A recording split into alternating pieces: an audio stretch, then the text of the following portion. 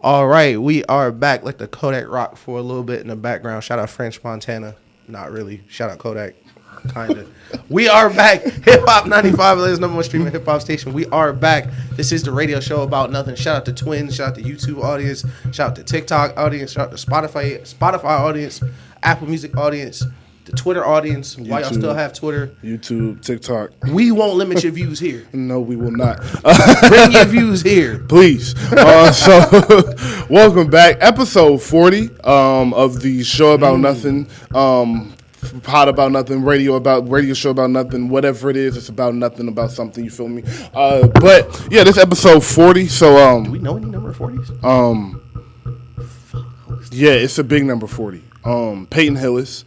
Shout out to Peyton Hillis. Is he a big number 40? Is he no, 40? That's not who I was talking about. Is he 40 I don't even know if he's 40. I can't even remember. I think he is. Shout out Madden. But maybe he's not. Yeah, shout out to Madden for all my OG Madden players on the PlayStation 2. You saw they brought back mini games? I know this is off topic. They did bring back mini games. They brought back mini games? And what? In Madden. 24? Training camp, yeah. I'm gonna cry. Like they got the offensive tackle joints and everything. They got the punt, the kick, the coffin corner. I'm not buying the game. Not buying they are not getting me. I'm sorry. Because if I buy the game, I'm gonna have to play it. That's gonna But Sean Kemp, number 40. Sean Kemp, Bill Lambier, Dino Raja, whoever that is. Shout out Michael Finley. Michael Finley, that means a lot to me. That's a big name for me. Peyton Hillis was number 40, by the way. That's crazy because never mind. This is NBA players. It was a running back that was number 40, but maybe it's not, and maybe we shouldn't be spending but too much time on this.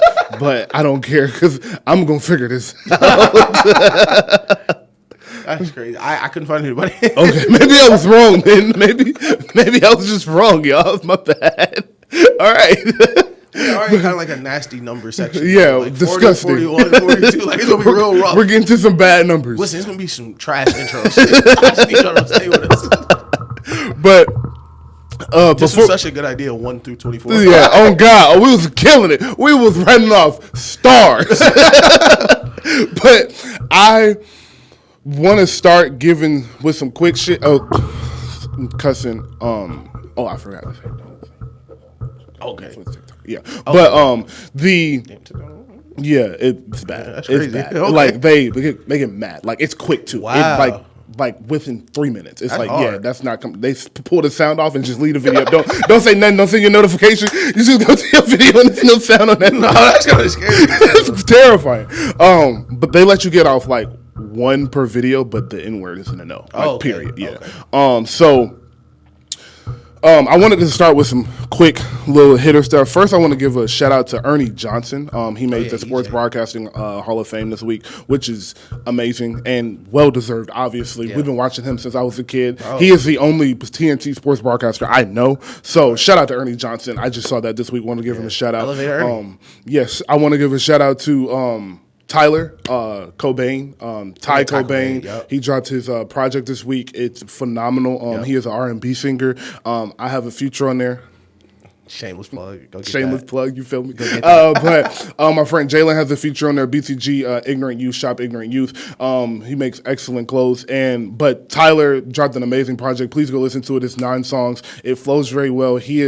When you click on the project, you're going to get something that you had no idea. Like a 22-year-old. I was very shocked. Yo, I know Tyler. That's the thing. Like if you know Tyler and you hear his music, you're like, where in the?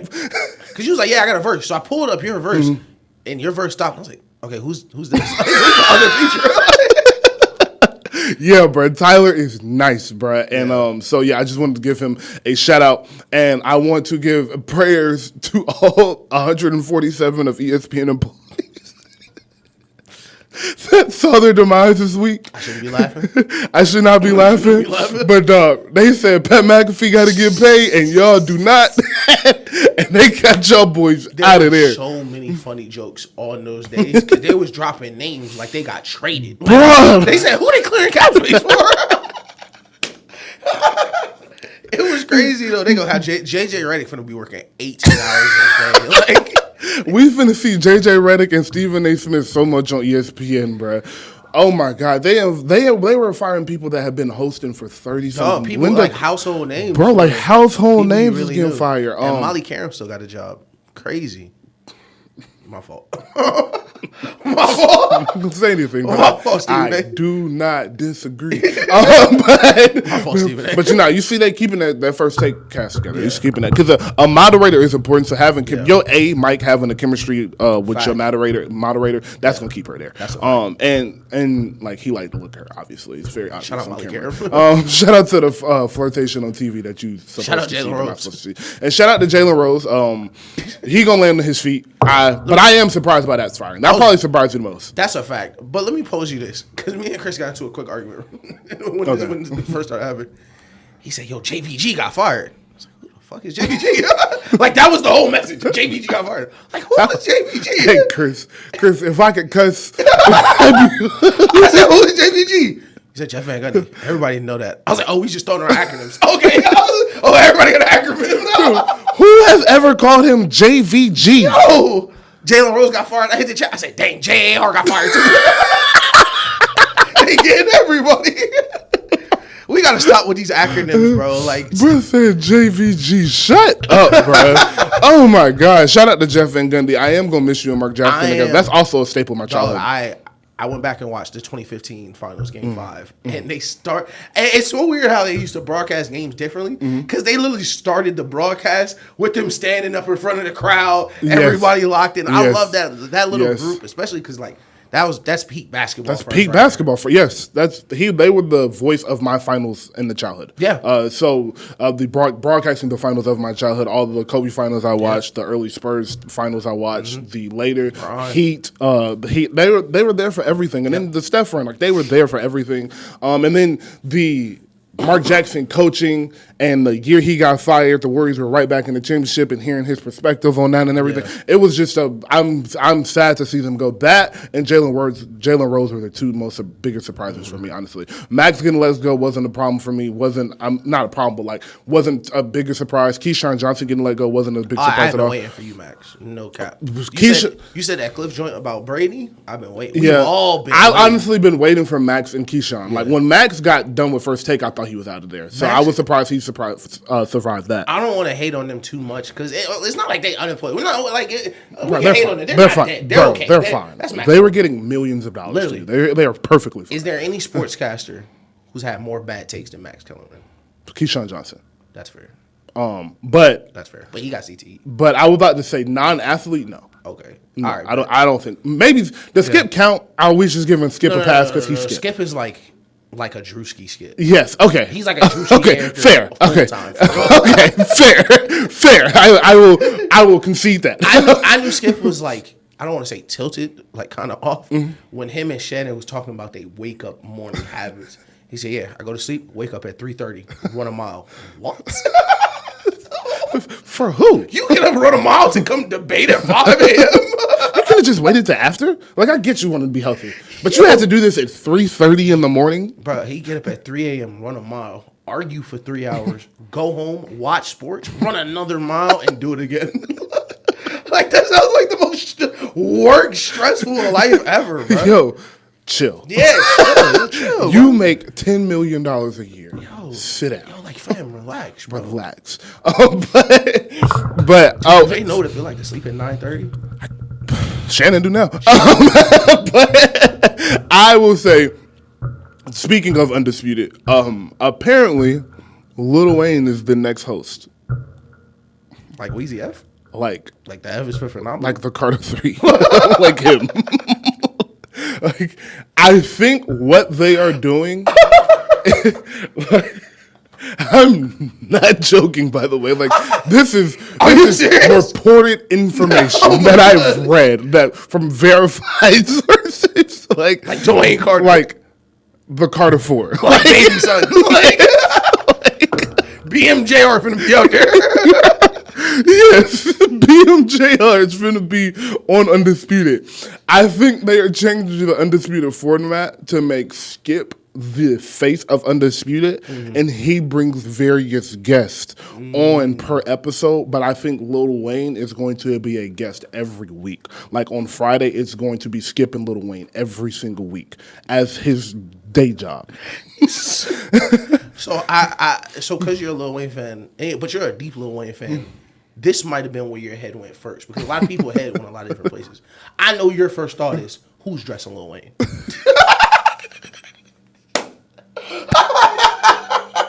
Like, is he bringing his, like, is he just showing up and getting on? Because he's on Fox Sports and at 9 a.m.?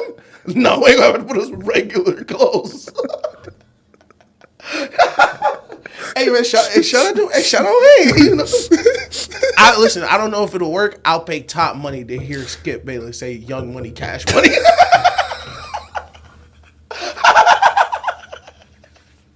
They closed that first show with "Young Money, Cash Money." Fuck the other. Yo, I'm telling you, they need to get. I was really. This would never happen. But they gotta get Cameron on one of them shows. They do. I gotta get Cameron on one of them shows. Bro. Cam and Mason's show is phenomenal, bro. That is such good energy. I've never watched more than 10 minutes of that show, but the clips I see are so funny, bro. Them having the gavel for the pause is funny as hell, bro. Yo, that's crazy. The Ben Simmons clip had me crazy. He said, Ben text my, and you know I got a man. He said, Ben text my man. What's wrong with you? Mingo, what's wrong with you? He said, I'm doing what I'm supposed to do. What you doing? Nah, I would definitely love to see Cam, but man, so Lil Wayne every Friday? I think that's what's gonna be. I think I made the day of the week up, but I'm like 90. The concept the concept of that. I am 99% sure that is what they're doing, because he was on his All the Smoke interview. He was like, I got something coming up, and I'm not gonna waste these people's time. And I was like, I wonder, like, what could that be? Because all you do is rap. So I was like, I know it's not music. Like, you do that. So that's what I think it was. And if you don't be on the Lil Wayne circuit, so like I just see all of this, all of this. So like him and Skip hang out. I don't know if you know that, but like, which is crazy. They like he be at Lil Wayne house. Like, hey, I just spent 3 hours with Lil Wayne. Me and my wife, we just had great talks, listened to music together, and ate great food. Ernestine. Like, this is a consistent thing that has been going on for like a year and a half now since Wayne moved to LA. So I am not really surprised about it. And you know how Lil Wayne feel about sports. Like that. Lil Wayne do love sports. He loves sports and he knows about sports. And if you don't know, Lil Wayne watches all sports. Like Lil Wayne can tell you about hockey. Like Lil Wayne was at a hockey game the other day. Like he watches hockey regularly. He watches baseball. He watches everything. So it's a person that is knowledgeable, but like Lil Wayne don't talk like a person. Like Lil Wayne talks in metaphors. Yeah. Like he is so rap. Like a rapper. Like he talks like a rapper, bro. Like he'll be like, he always explains, like he analogizes. He will say analogies and explain his analogies. I just don't know, like, if he is fit to be able to give a 7-minute take on one subject. I just don't know if he'll be able to do it. I don't doubt Lil Wayne's authenticity, but I just gotta hear what a conversation with him is. Bro, I just gotta hear what a conversation. Yo, what do y'all talk about? Yeah, like, and maybe Lil Wayne has been Lil Wayne so long. Who he is on camera and in interviews is just not the person you see. So you would never know unless you have actually met him. But it's just like, you've been on camera a lot, and it's like that's why I don't doubt his authenticity, because he is who he is every single time you see him. Yeah. He is the same person. Right. All his answers are the same in every interview. Like what is he like? What is Skip doing when Wayne start rolling up? Like, with Ernestine there. I know Wayne ain't take a 3-hour break. Listen, so that was interesting to me. And he also, lastly, he did say that he has 2 artists on the Carter 6 that you would like never in a million years guess that are on the album. Like 2 like legendary artists. That's like how in the world it happened. But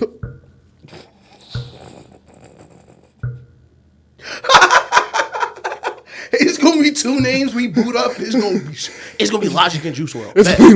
It's gonna be Logic and Joyner Lucas, and I'm gonna throw my phone across the room. What's that Christian rapper Tyrone we talking about? It's gonna be Lecrae and Logic, bro. Like, yo, you'll never see this coming. Be the worst song you ever heard. Oh my god. He said male and female, so maybe it's Logic and Ice Spice. But Shout out Ice Spice. Shout out Ice Spice. And lastly, shout out to the Braves. Best record in MLB. They going crazy. They don't got the best player in baseball, but they got the second in Ronald Acuna. I ain't gonna lie. I might have to be a Braves fan. I should. But I haven't because y'all know I don't like baseball. Mm-hmm. But I saw a tweet that made me want to like the Braves, where somebody on the Braves hit a home run, and like somebody quoted it was like, "Man, when we find out they cheating, it's gonna be crazy." And I was like, "Man, are they that good?" Yes, like they are. That's kind of lit. I gotta go to the a Braves. Braves. Cold. Yeah. The Braves games be like you don't go to baseball games. No. So baseball games like it's. I went the last baseball game I went to. They was at Turner Field, I think. Okay, yeah. They've been there. They've been gone for a minute from there. You just dated yourself like. Turner Field, bro. This might be the first time ever I done said some old niggas. like for real. That was really old. Maybe watch like Turner Field. What? But so baseball games be empty. Like you can go to a baseball game at 10 o'clock and buy a ticket for like $7. Like $7 for real. Like after fees, you have paid $14 for this ticket. No joke. And I've done that before. I've bought a $20 baseball ticket before and just gone and sat in the stands because they be empty. Braves game be packed. Wednesday night, 7 o'clock, that bitch is jumping. Like they do fireworks on Friday, right? Yes, and they do fireworks after almost I think on the weekend games they win, they do fireworks after. I think even if they lose, they still do fireworks. But they go crazy. Like they have concerts after the game, and then the battery is in the stadium. So it's like you walk out and just go to the bar. I'm glad you said that. Let me tell you what my parents did. This is how you start a pod. Yeah, I'm telling you, no, we're going crazy. Let me tell you what my parents did about 2 weeks ago, whenever Father's Day weekend was. My mom was like, yo, I want to do something for your dad for Father's Day. We gave him gifts and everything, but she wanted to like go out. Yeah. So on that Monday, she was like, it was Juneteenth. That's what it was. It was Father's Day into Juneteenth. Okay. I said, for Juneteenth, I'm off.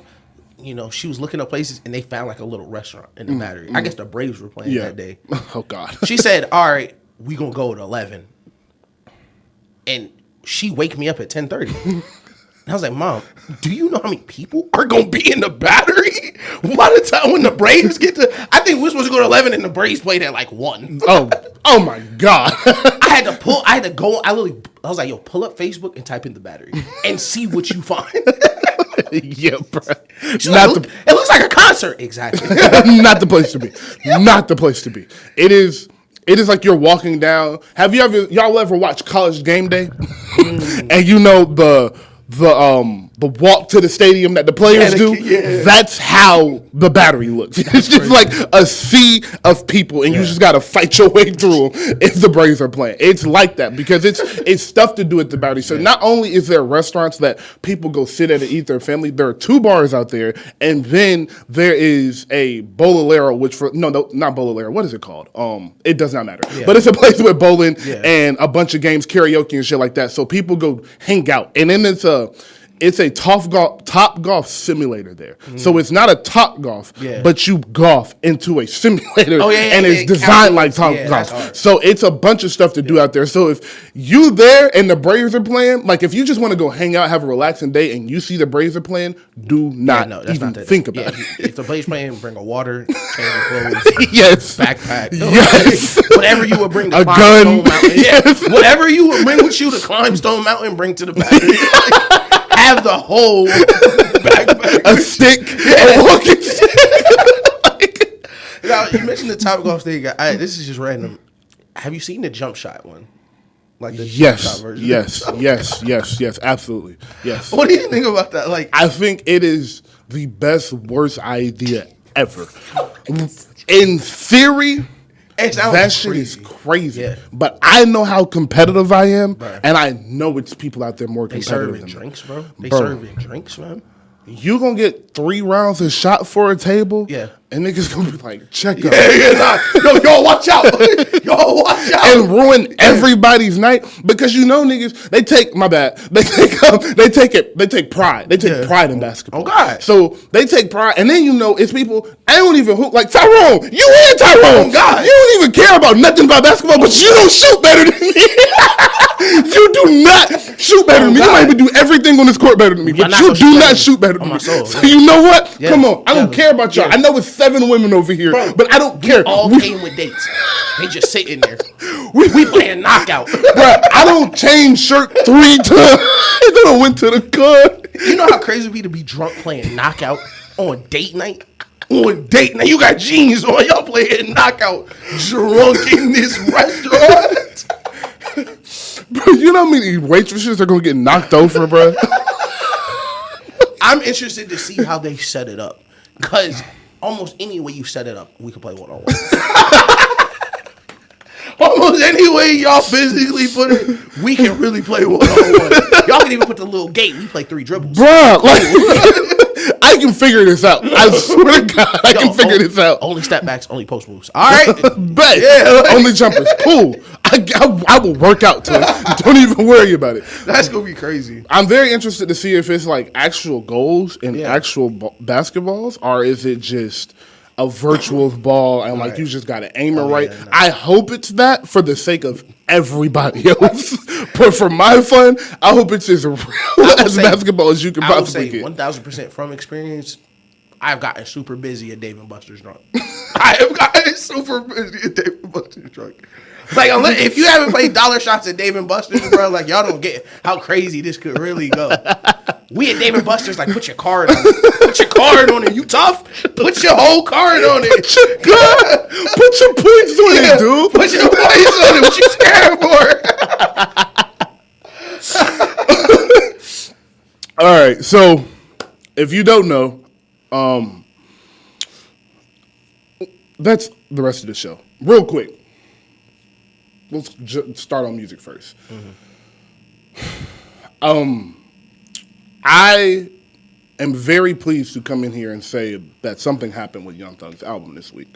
And I'm sure if you're watching this by now, this probably come out on Monday, July 2nd, or July 3rd. It's in July already. That's so crazy. But being an adult is crazy. It's July 4th. It's July 4th. It's July 4th weekend. That is crazy. But are you off tomorrow? Did they give you? I don't work Mondays. Oh, yeah. Did they give you the 4th off? I hope not. I love working holidays though. That's your shit. I know that about you. I know that about you. Because I work so early, I still go out. Yes, exactly. But yeah, I'm going to do Charlene's. Okay, say less. Oh no, that's canceled. Oh, we don't need to talk about that right now. I will tell you about that after. That's crazy. Hey, shut up, nigga. Woo! Okay. Woo! What's the Drake gif? Okay, so I need to stay home. Like in my air conditioning. Oh my God. So Metro Boomin clearly had an issue with the way that Thug's album was presented and came out. I assume that because they gave a date and it's Young Thug and it was important surrounding him, it was important to get the album out on time, that they didn't take into consideration the track listing order, which, as you guys know from us, very important to me. It's one of my favorite things about an album is how they sequence it to make sure it flows correctly. Kanye West takes pride in that. Drake does a great job of it. Tyler, most recently, out of the New School, probably does it the best. Out of maybe, like, that's an all-time. What Tyler does with his album is all-time level stuff. So, Hove is one of those. I know. Hove was one of the first ones I remember. So, all my favorite albums are sequenced beautifully. Carter 3, Graduation. I can go down the list. So, Metro said, yo, this album didn't come out how it was supposed to come, so I'm dropping a Metro version. This album would have went number one if he didn't do this. It was on pace to sell 110K, but when they did this, it kind of messed that up because it's technically you dropped 2 albums, so now it's splitting the listens. But did you listen to it? Go back and listen to it. 1,000%. Okay, how did you feel the second time when you went back and listened to it, how Metro So I was super happy to see that he reordered the songs. I think they added, 1 or 2. I think he added Money. 2, yes, and the last song. But I instantly felt the same way that you did, to the point where I was telling other people, like when they were asking me about the album, no, listen to this version. Listen to this one because it's sequenced correctly. These are the songs in the right order. And that's so important because, especially early on in the album, you're trying to figure out, like, okay, what is this album going to sound like? What depending on the artist, what's the theme's going to be? How is it going to flow? And having, Uncle M, Jonesboro, those type of songs at the beginning of the album, instead of hitting, 16, 15 tracks deep to get to it, really changes, people's perspectives, especially with people's attention spans. Because if the first song can keep me, all right, let's get to the second song keep me, third song keep me, and then okay, then I'm just listening to the album. But if I gotta go, if I'm skipping that first song, like I say this song, like it'll flow completely different. So shout out to Metro for that. Yes, no cap. Yes, and I'm glad somebody did it because like Thug's last couple albums have been so perfect. Yes, this is something that he's been doing. Yes, he has been meticulously putting this song here, and not being able to do that now. Yes, definitely affected the reception and how people felt about the album when it first came out. So I spoke about a couple weeks ago about how I've been listening to albums, and I haven't been as consistently doing that, but I have just been putting albums on shuffle, and I play 4 or 5 songs off of it. Last night I was just riding somewhere, and I was listening to the Punk, and that point is so important because the intro of Punk feels like an intro. The outro of Punk feels like an outro. And every song after that, it makes sense on where he was taking the album. Right. And Punk was one of those albums. I'm very high on Punk. I've spoke about this a million times on here. But that album was sequenced perfect. So yes, following up with that the intro with Drake is great. But 9 times out of 10, unless it's a choir or a speech or a singer, you don't start your album with another artist. Thanks. You are the first verse we're supposed to hear on your album. So that is why I saw that and I said, oh, they're just trying to grab people's attention. They didn't really care about this. This was more supposed to be a playlist. Yeah. And Metro let me know, nah, this was supposed to be an album. It just wasn't done properly. Yeah. And like you said, the lack of attention span that we have now and today and how we listen to music, if your first 3 songs ain't it, people gonna start calling it trash already because everybody want to have the first opinion. Right. Everybody want to have the first opinion, and now everybody want to have the first negative opinion when it's somebody as popular as Thug. When Drake come out, first somebody want to call it ass. When Kanye come out, somebody want to call it ass. It's just what we do. So I think this album, these first 6 songs, changes the tone of this album completely. Because those are probably the best 6 songs on that album, and depending on how you feel about a couple other songs, it's definitely 6 of the best 10 songs. Oh yeah, without a doubt. Yeah. So starting that album, the album felt so much stronger when I put it on the second time, because I was like, all right, now that Metro dropped this version, I'm going to start it. And I think I listened to it at midnight at first. And I was like, nah, I'm kind of tired. Let me go really listen to it later that day. So, I got done with work and everything. I put it on, and I was like, oh, this made all the difference in the world. Fact. Because Jonesboro feels like an intro. It starts to feel like an intro. The Parade on Cleveland feels like a song that's in the middle of the album to break it up. Because you got the call to break the album up. You got Thug going crazy. Right. It's the last Drake feature. It's everything. It feels like the middle of an album song. And everything he did was perfect. The outro felt like an outro. I just think Metro, Metro is on some shit, bro. Metro has been on an amazing run since about 2-3 years ago. To perfect putting out music. Yes, he's starting to perfect. He's done so many amazing projects. Yes, he's starting to he knows so much. Yes, it really speaks to how he'll age, especially in this generation where it's literally just Metro. Yeah. Metro already does not have a peer. No. And he's 20, whatever. I don't think Metro's old. But he already doesn't have a peer. Past producers like Tim, Swiss, Ye, Dre, they were all kind of, out together, Pharrell. They were all out at the same time. So there were real talks it could be this guy, it could be this guy. Exactly. We're hitting a point where it's literally just Metro. It's just Metro. And we're hitting a point to where the legends are his peers now. The people that should not be his peers are who you're comparing him to. Literally. Because he has lapped 2 or 3 times his competition that he started with. Yeah. And that is just a testament to, like you said, his growth, the obvious work, because you don't get here without the work, his obvious work and the consistency. And I will say it's a testament to who he is as a person. Because these artists are artists. And if you just listen to interviews, I don't know no names. I'm not in the industry, so I'm not about to say no names, but these artists are artists. Yeah. So for Future to be working with him since 2011 says a lot about him and Future, relationship. Same with Thug, same with everybody else in Atlanta. And then you see the trust the music industry has behind him now that he's getting that Spider-Man soundtrack. Because that wasn't just a favor. That's going to go down as the most anticipated movie to drop this year. Bro, And they gave him the soundtrack and said, "Do this. Like, take this movie, do this, put your sound to it." That is an honor. Like, that is an honor, and that is a testament to where Hollywood, where the industry, where they view him as, because they're not giving that to no regular producer. I'm glad you said that, because Metro crossed over to where he's not a hip hop producer. Yeah, Metro is a producer. Yes, like whether it's with The Weeknd or like the abstract Kanye stuff he does, like Spider-Man soundtrack, like he is James Blake. Past. He's James amazing Blake, with James Blake. He's brand past just like, oh yeah, Lil Baby need a hit. Yeah, like no, he is the producer right now. Yes. No, and it's crazy. I think that's Sony's biggest movie ever right now. Yeah, I think so. Almost. And he did the soundtrack. And the other Spider-Man, it's definitely the biggest movie in the past 10 years. Like, very easily. And the thing is, like, what made the soundtrack so great is it wasn't like, hey, we made this movie, Metro, make some beats behind it. Like, the music was an integral part of this movie. Yes. He was literally in the movie. They were saying, we're making this movie with you.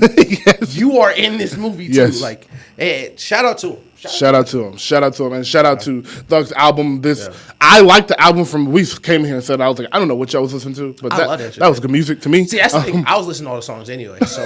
Yeah, like I knew the songs was there. I knew all them songs. I heard Mac on the first song. I was like, yep, that's great. That's one. Yep. Oh my God, the Gunna flow. Yeah. And Mad.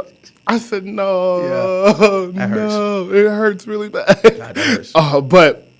Yeah, and then you heard Thug and Gunna's album, and you hear Gunna, it hurts so bad. But shout out to Thug and shout out to Metro. Yep. I want to give you the floor for Uzi. I have not finished Uzi's album, and I don't want to give a half-ass review. Yes, I will say the song Ish is about to talk about is crazy. What's this one?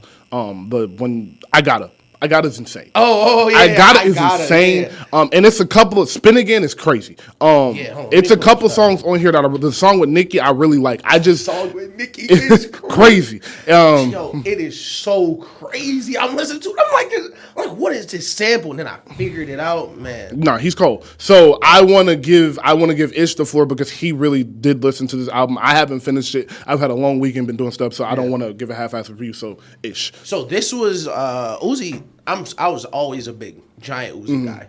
Like, because Uzi's one of his artists, and I really wanted to say this on here. I thought about this the other day, where he's one of them artists where I kind of relish the fact that other generations can't understand him. Like, older generation for us can't get it. Younger generations can't really get it. They kind of see, they like more of the Playboy Cardi side. Yes. But like Uzi was like right on time for us. Lil Uzi versus the World, Love Is Rage, all that stuff. But I ain't gonna lie, I thought it was crazy. Flood the Face was crazy. Suicide Doors. I Got is probably my favorite one on the whole album. Like, that flow is ridiculous. Like, just really skating on it. Super easy. What was the one I sent you last night? Fire Alarm. The beat switches are so great. People on Twitter are like, it's Uzi's version of Whole Lotta Red, which is ironic because Cardi and Uzi are kind of hand in hand with each other. So it's kind of like, which one just happened to release first. But I thought it was amazing top to bottom. There were a couple songs.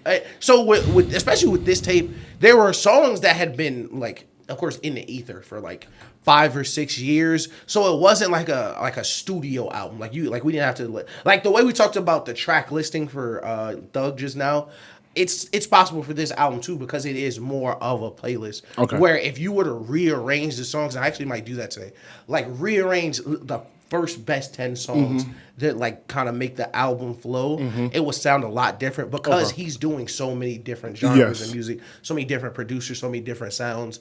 But that is kind of what makes Uzi so great, especially for someone like me who will listen to like kind of pseudo rock, pseudo stuff like that, where he will get into that bag. I thought it was great. The cover's crazy, and shout out to you nerds. He went #1. Yes, we told y'all over 200K, easy. Which is crazy. Shut down Spotify. I don't know if it was him. Olivia Rodrigo dropped a single. I don't think it was her. Shout out to her. That's crazy too. My dog. Vampires is crazy. Vampires is crazy. That's my dog. Yo. Hey, she's coming. She's coming. She's on the way. Guts era. But man, no. I don't want to throw a rating on because we don't rate albums, but super solid. I would definitely listen to it if you're a Uzi fan. But even if you're not a big Uzi fan, give it a week or two, and the culture will start filtering out those bad songs. Where you'll only see like the songs people post, songs people tweet, and those are gonna be the gems for real. Yes. But I got a first time I listen to it, I was like, yeah, that's it. That's a hit. It may not be a hit. That's in my rotation right now. No, that was the one I added to the playlist immediately. Yeah. I heard the first half of the album, so I got to Fire Alarm is where I stopped. And I didn't hear anything that I didn't dislike, but I only heard a few songs I was like, oh, I'm going back to that. But I wasn't giving my full ear to it. So, like, don't take too much flack into that. Like, you have to be in certain modes to hear Uzi. And part of the reason I cut the album on was to see where I needed to be to listen to the album. So that is why I knew I was like, I'm not going to have time to do it this weekend, but sometime this week I'll sit down after work and I'll really get to it. Because I do like Uzi, and I think I come in here and speak about all the time that I love when artists push the boundaries. I love Yeezus. I love Honestly Nevermind. I'm one of probably the 100 people on earth that like Rebirth. I like any when Hove did the mix with Linkin Park. Yes, when he did that, I love anything like that. Anything where rappers push the boundaries, because I think rappers don't get the necessary praise they deserve for being the artists they are. I just think people look at rap as something that everybody can do, but I don't. When rappers are on the level of the GOATs that we name, I think they deserve the praise as do the Whitneys and Beyoncés and Michaels. So I love when Uzi pushes the boundary for it and makes a rap punk rock album. That is insane to me that you even have the capability and the artistry to put this together, to put these sounds together, to get this with a producer, understand your voice needs to sound like this on this song, but still be able to use this rock sample, but be able to rap over it and make it sound like regular rap music. Like, all of that is crazy. And I just think people would be like, yeah, he just did that. And it's not something he just did that. Like, he really took his time. That's why he hasn't dropped the album in a while, because this music takes time to make like this. The pink tape was very important to the Uzi time. Yes. It sounds expensive. It sounds like a lot of work. It sounds like you said, various sounds, which means a lot of people, which means you have to pay a lot of people to make this music. But he deserves my listen. Like, an artist of this caliber deserves my listen. But I want to piggyback off something you said just real quick about how you kind of feel like somewhat gatekeepy way about Uzi. And like, nobody really understands this except like people that were in college in like 2016 and like 2020. Like, around that age are really the people that understand Uzi. And I feel that way about Thug. Like, I feel like our generation of podcaster and rap media and stuff are going to be the ones that come up and really explain Thug in a way that people older and younger can grasp. Because I think people know Young Thug is a great artist and he has the hits, but I don't think it's anybody on the top of the rap media that understands the integral part and the pure artistry of Thug and the versatility of Thug and how he has used his voice, how he uses certain beats to display certain parts of his voice. I don't think people have really broken down how talented Young Thug is, and that's one of the artists I feel that way about. It's a perfect comparison, especially because their stylistic similarities. Back to them, even they used to make music together. Shout out Slime 62. I would love Lil Uzi Thug as a tape, just because how differently they are able to fit themselves on songs and flows. I think that is the most important part of like that y'all just don't get it. Is where like what Thug is doing with his voice, inflecting on certain beats in certain pockets. If you're not looking for it, you don't know that door is there. Yes. You're really just kind of hearing it from the surface. And Thug has like the regional thing too, where people from up north, people from even it depends where you are, West Coast, like they don't get it for real. Like and same thing with Uzi, where it just doesn't make sense to them. Older niggas, like the Southern people, he had the Charleston white joint on the second song, which I thought was hilarious. Where like, bro, they just don't get it. Yeah, like they they just. And I do. That's a great comparison, though. That is a really good comparison. Yeah, they just can't understand it. It's like they're wearing like a like a mask or something. They like just can't. It's like right there. Yeah, you know what? It's like the Harry Potter door. I don't know if you've seen the first Harry Potter. I have not. So the first Harry Potter, to get to the school, you got to go to a regular train station, but like on one of the pillars, you really just got to run through the pillar. Okay, it's terrifying. And the lady, like he run into a family going through, and the mom, like, you just gotta know it's there. Like, you just gotta believe that it's right there. And you gotta run full speed into it, and you'll pop up on the other side. But if you don't know it's there, you're gonna slam your face on it. That's amazing. Yeah. That's very similar to Percy Jackson and the Olympian Steve. If you've seen that movie, they have a portal like that to get into the camp. Oh, yeah. Shout out Percy That reminded Jackson, me of that. Yeah, that was my dog. I read all them books. I love them books. Oh, yeah, so shout out to reading. No, I watched the movie. Shout out to the movie. So, you know what's crazy? I just always assumed they was going to make a big movie series out of them. I don't know why there's not more. They're about to. No, they are now. Oh, they're coming? Okay, Yeah, cool. They made a TV show about it on Disney Plus, right? That might be it. That might be it then. It's a TV show. No, I think you're right. I think they were doing a TV. They've made a couple movies, but they've been obviously low budget. When they start going. But I think this is I think that's a franchise that, if done right, could really be something. Yeah, that'd be crazy. They should put them in a Secret Wars. My fault. And Secret Wars. But that's hilarious.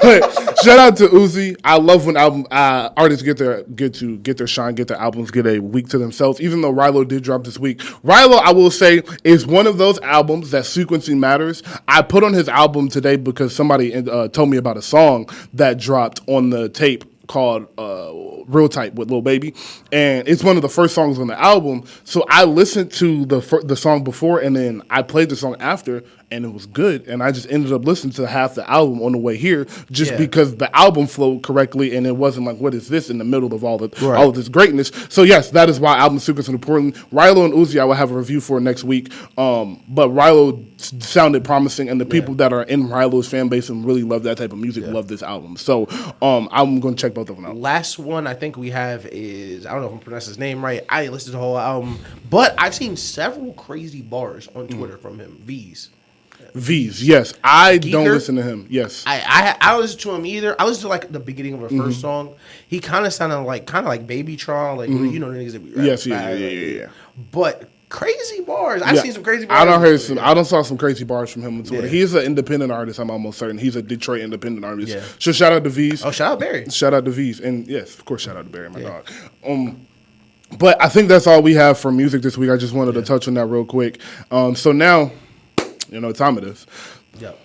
Kept you waiting long enough. You feel me? Basketball free agency has started June 30th. So basically now all of the deals are being finalized. You can't sign anything until July 6th, which is Friday. But everybody that's come out is saying, like, I'm going to sign here. Yeah. So we'll start at the top with the Lakers, just because they're the Lakers and they get talked about first.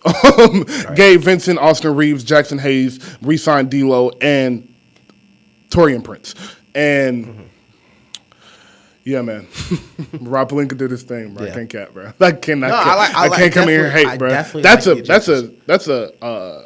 bench lineup right there in itself. No, that's a good bench lineup. It's something that people weren't optimistic for the Lakers moving into free agency.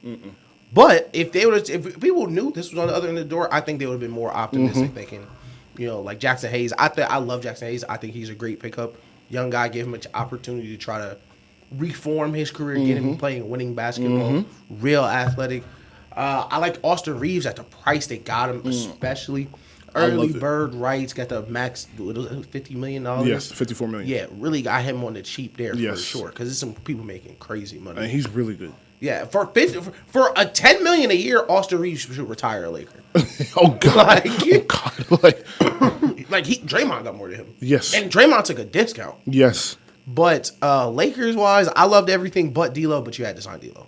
Yeah, I think so. You just didn't have another option. I think so because I was looking at that and because they signed Gabe and they got signed Austin and they had already said they were coming out to Dennis and I was like, do they have somebody else in mind or are they running it back with D'Lo? And so they are running it back with D'Lo and I think that was their best option. I like the Jackson Hayes, other than Austin, obviously, but Jackson Hayes and Gabe Vincent, I like the most because Gabe Vincent, you just saw him play in a lot of big moments. Right. You're interested to see what he can do in a full season, full 82 games, and then playoff basketball. Then you're in the West, and remember, shooting in LA is not the same as shooting anywhere else. Listen, so we'll see. It's a little different when Duncan Robinson swing you the ball. And will LeBron throw you a laser from that left wing to the left corner? Come on. So it's a little bit different. So, but I like those two pickups the most. I like Jackson Hayes because I like size in this NBA because not a lot of people have it. So the size that is few and far between, they have the best defensive big man in basketball. On my part, sorry, Jokic, don't give me mad. The best defensive big man in basketball in AD. So bringing Jackson Hayes in there to learn from him. Right. He's a 6'10", 6'11" guy, like you said, athletic and block shots, catch lobs. I think he'll serve a very good purpose in the 10 to 12 minutes. I think they have been looking for a backup big because you just saw AD was playing 40 minutes a game, and I think the last year you saw them really play bad basketball when AD and LeBron had to be off the floor for stretches at a time because they just don't have the depth to combat that. Yeah. And you can't have AD playing 40 minutes, 82 down. And it got to a point we were like, man, we got to get AD some rest. And we looked down the bench like, is that Mo Bamba? Like, is that it? Like, is that all we have? We don't got no big. Like, no offense to Wendell Gabriel, but like, come on now. Oh yeah, like, is that Wendell Gabriel? Yeah, yo, and it's time out. Yeah, AD some breather. And it's like, and it's different if like for instance, the Warriors are the Bucks.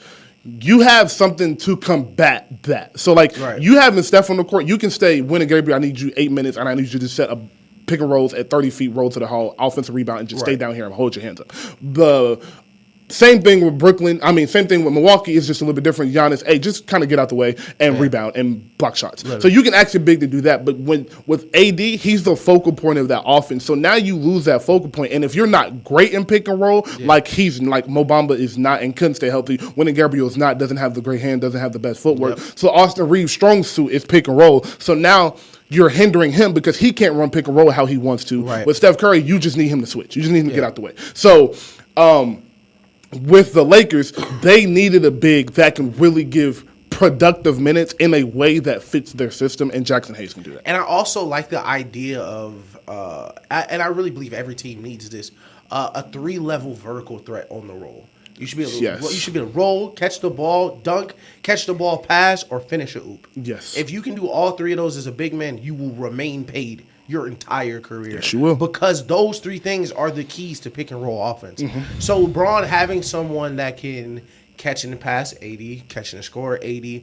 And AD is a live threat, but nobody wants to see AD jump 82 games and land on his feet. So when Jackson Hayes, he 20, he wet behind the ears. He 19 or whatever he is. Yeah, he's like 22. Yeah, he one of the people, like, it's so funny. You used to say about Javante, that just jump and he don't care where he lands. Yeah. Like, Jackson Hayes will just jump. Yeah. And just throw the oop. He will just jump, dunk it, we'll figure it out on the way down. So having that off your bench, especially with a team that ceiling is so high defensively, he can add so much defensively just by doing little stuff, as opposed to being in New Orleans where like it's hard to play defense. It's hard to play defense. Zion ain't played in 6 months. We stink. We suck. Like CJ don't know how to negotiate a deal. Yo, I don't got no bag. I don't got no money. CJ giving money back. So right now, I'm not gonna lie. I think the Lakers are the second best team in the West. What they just did, I don't really got nobody above them other than Denver. I think Denver deserves that respect. They lost Jeff Green and they lost Bruce Brown, so I'm interested to see how they replace two integral parts of their rotation. But like I said, the Ricky Peyton Watson is supposed to replace Jeff Green, and I think Bruce Brown is replaceable just by plug and play. I think they'll be fine off that. But the Lakers, I think, made great moves. On real quick to the Warriors, re-signed Draymond 4-year, $100 million. I was very scared about that deal because I thought he wanted 110, 115, and I was fully prepared to wake up and see 3 years, 120. Oh my God, that would have hurt. But gunshot blast. Oh God, that would have been it. That would have been it. They couldn't have paid anybody else, so they already can barely play people now. But that would have just really tore it apart. I will say though, Draymond wasn't one again that looked at his contract a year before and was like, hey, if I take $5-10 million less, we can get KD next year. And so it wasn't a big surprise to me. What did we say last show on my rant to him? You hate playing meaningless basketball. I think Draymond knew he was going to play a lot of meaningless basketball if he took a contract that he really couldn't have shouldn't have got in the CBA. Now, I do think the negotiations were a little bit different. They got a little bit more money to work with. He might ask for 110, 115, and I'm not going to be mad at him. But I think at this price, that's exactly what you pay him. I expect Klay to get something on the similar lines next year. And on their one free agent signing is Dario Saric. They haven't agreed to a deal yet, but that's that's where they're saying he's going to end up. Who is a 6'10" stretch big. I don't love it, but I don't hate it. They need somebody. They need some size. Alicia type guy. They need some. Yeah, they need that type guy, and I think that he serves the purpose that you need. I think he'll guard Jokic because I think Draymond and Looney work as bigs. That's.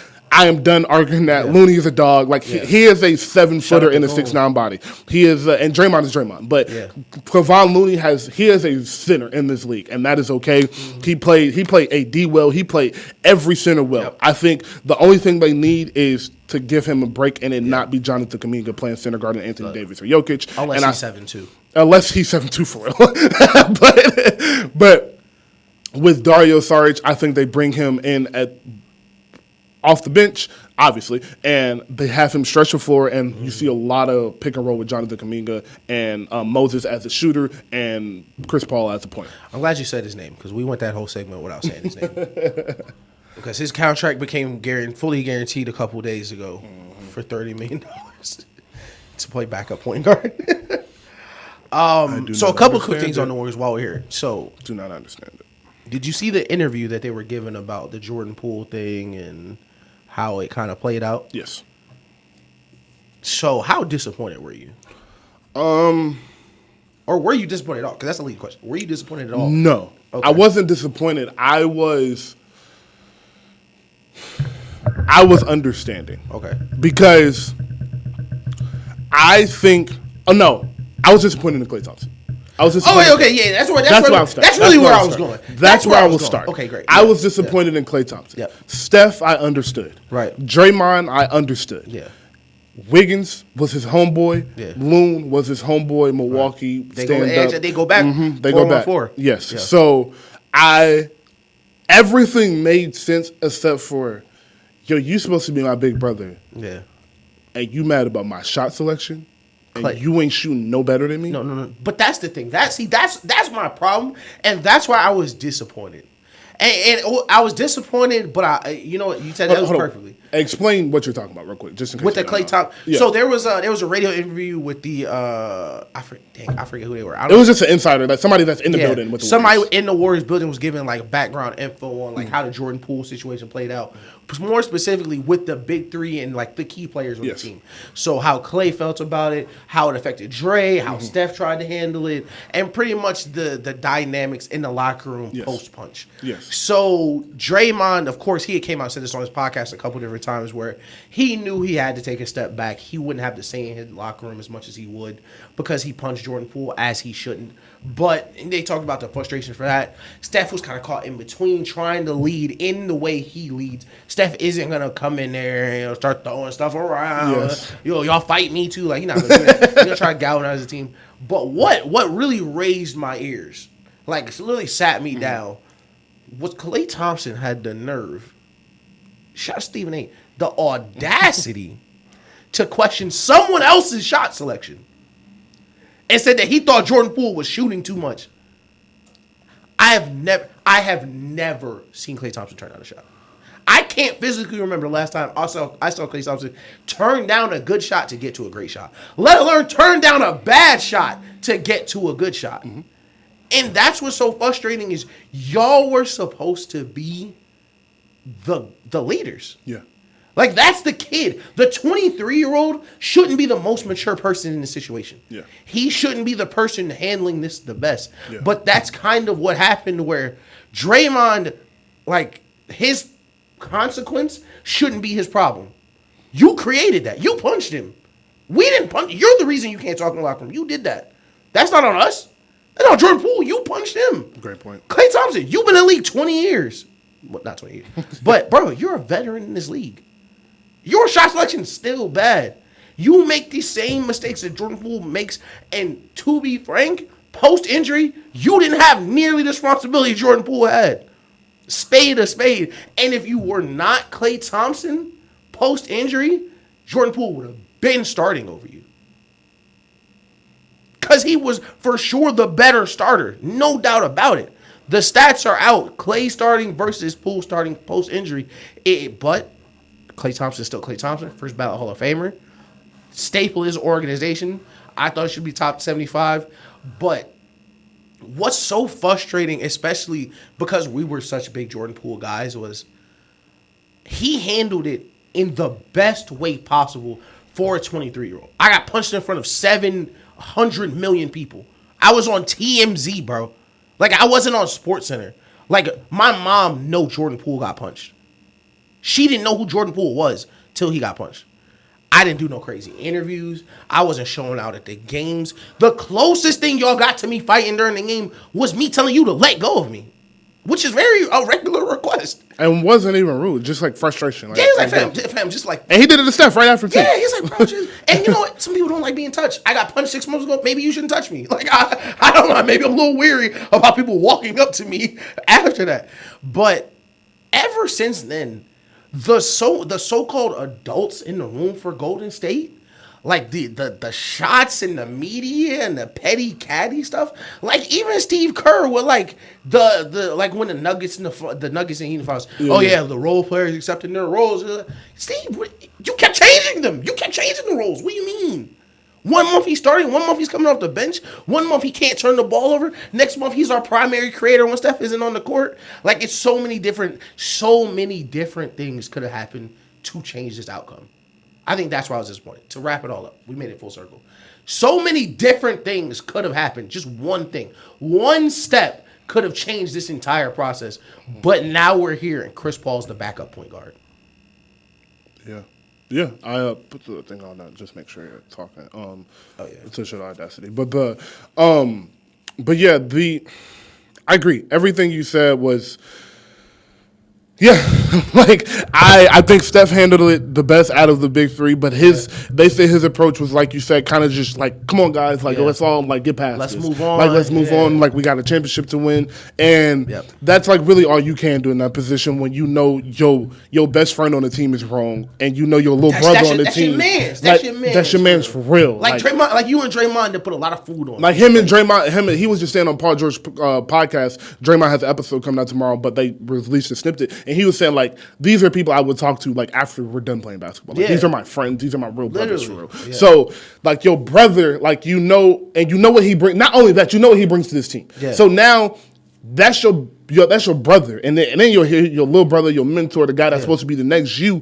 You gotta like somehow understand while also saying, come on, you got to push forward. All you can really do is push forward. Yeah. So that's a kind of annoying message to hear. I understand. But Jordan, like you said, you never heard nothing about it. Him and Steph seemed happy all season. He never gave no Steph no side-eye, nothing like that. So I am going to focus on Klay Thompson just real quick because he hit it from the point of your shot selection, but I am going to hit it from a little different angle of your shot selection. But your shot selection is what made you. Yeah, that's why I have an issue. That's true. Because the shots you would take. Yeah, I understand you maybe want the ball because you shoot better than Klay. You shoot better than Jordan Poole. Mm-hmm. You're a better shooter than Jordan Poole, is no question. You're one of the 5 best shooters ever, no question. I think you're the second or third best shooter ever, honestly. But the shots you take, a lot of shots you take are bad shots. Yeah, but you're able to take those shots because your team instilled confidence in you. The vets on your team, when you was 2015 Klay, 2016 Klay, the vets on your team, when you was shooting fadeaway 28-footers and you was shooting fade into the side, 3-point shots and shooting over double teams, coming off of pin downs, 2 people in your face, and you just letting it go and missing everything. Yeah. Nobody said nothing to you, and nobody had a problem with your shot selection then. Right. And that made you the player you are. So the player that is going through that, having to switch roles constantly every 2 to 3 months because one of these old people keep getting hurt. Yep. One of these old players keep getting hurt. And now I got to switch roles from this. I got to go from this, doing this. And you complaining about my shot selection when I need to be the third scorer some nights or the second best scorer some nights because you're not available? Yeah.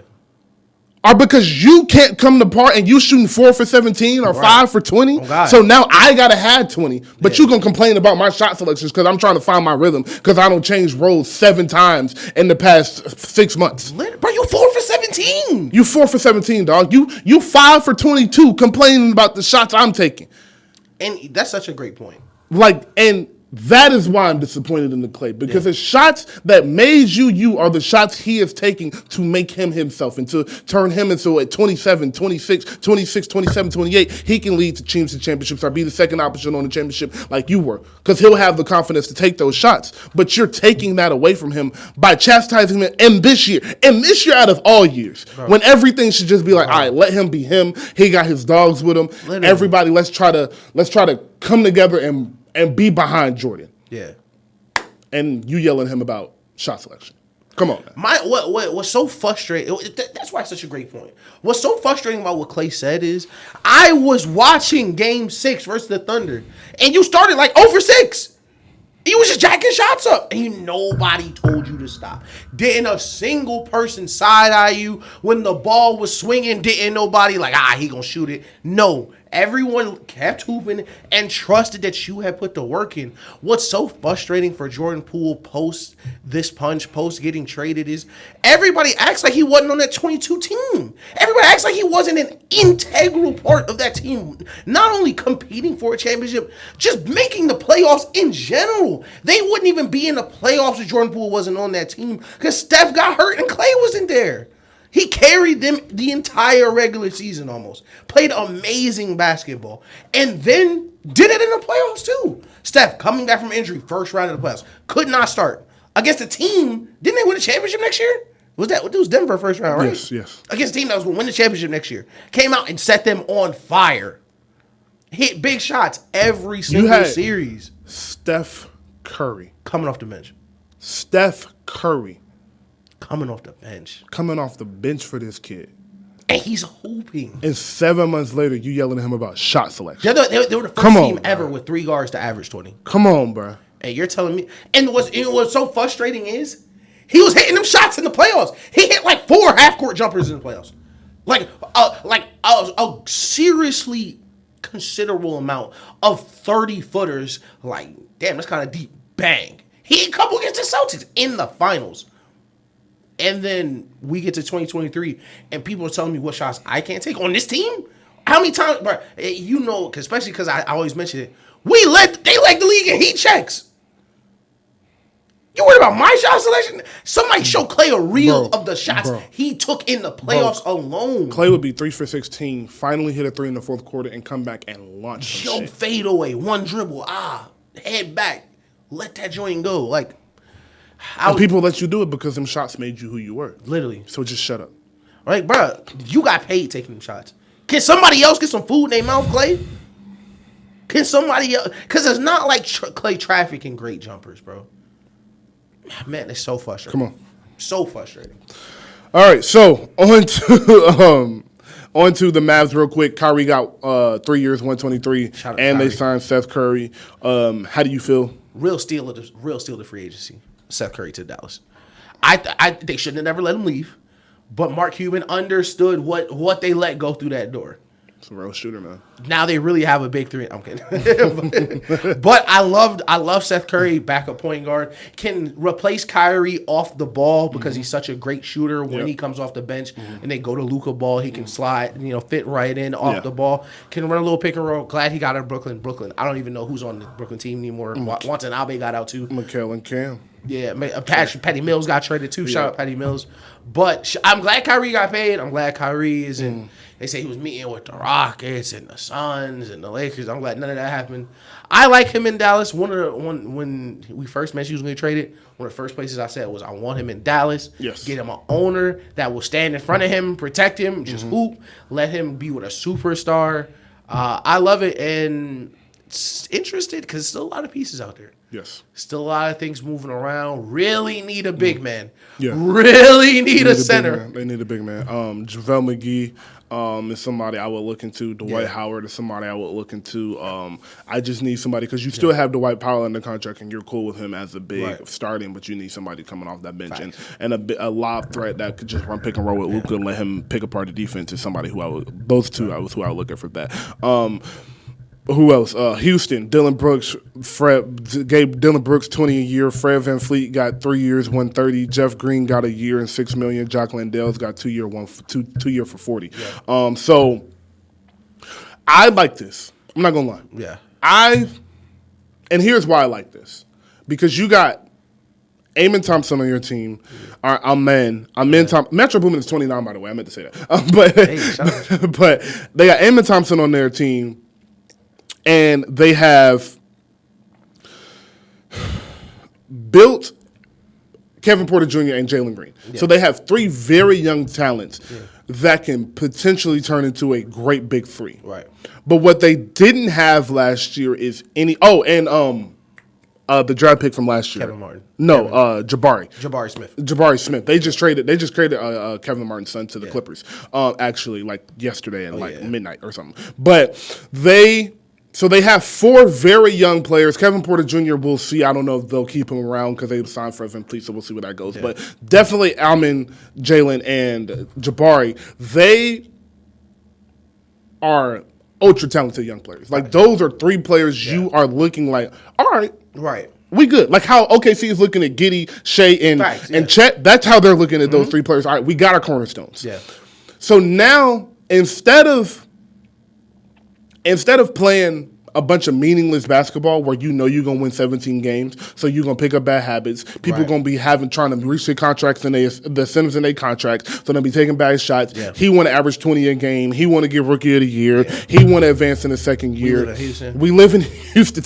I probably should have said that first. We live in Houston. Yeah. So it just would have gotten real unorganized, and you would have lost your culture, which you barely have now. You're hanging on by a thread. Yeah. Emmy coming in can change that. And now you have a veteran point guard, somebody that's going to teach you to play real quality basketball. Yeah. You have a big man who, all right, I'm not going to give Jock Landale no players. I'm not doing that. Shout out to him, though. But you have a Dylan Brooks. Shingun. Yes. They said Shingun got taller. Yes. I don't know what's up with everybody getting taller, but you got to – and Shingun is another person you're probably looking at. Like, if we can keep him on an Austin Reeves type deal, maybe a little bit more, we can keep him here too. So you bring Dylan Brooks, Jeff Green, and Fred VanVleet as veteran presences in there. And now you're looking at your roster like, shit, we start off hot. With these young boys, we might be able to get an AC. We might be able to get in the play-in and scare somebody in the first round. The thing with the playing game is, bro, y'all give me a good month of basketball, we going to be there. All you got to do is get a 10 seed, bro. It's 10 seeds, bro. It's only like, 15 teams? Yes. It's 5 bad teams every year. Exactly. Bro. And so now you looking and you can really make some noise. And even if you don't get the 10 seed, you're going to be fighting for it. Yeah. And that's going to give them playing meaningful basketball in April and March. Right. And instead of them, all right, let's get this shit over with because, we in Houston and we finna get on. So, like. Listen, game start at 8. We can get the club by 12. Oh, God. What? Hey, Twin, go pick up with the. Yeah, I'm going to meet you at the Airbnb. Unrelated. They said John Wall used to beat fans to the club. Bro, that is the funniest shit. Bro, they said I left the game and sat in traffic and went to the club, and John Wall was already in the section. Shout out John Wall, bro. That is so funny.